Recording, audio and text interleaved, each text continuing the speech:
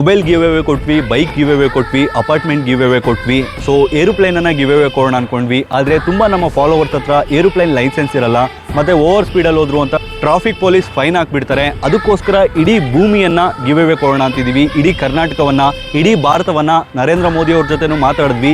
ಆಮೇಲೆ ಅಮೆರಿಕವನ್ನು ಕೂಡ give away ಕೊಡೋಣ ಅಂದ್ಕೊಂಡಿದ್ವಿ. ಜೋ ಬಿಡನ್ ಅವ್ರ ಜೊತೆನೂ ಮಾತಾಡಿದ್ವಿ.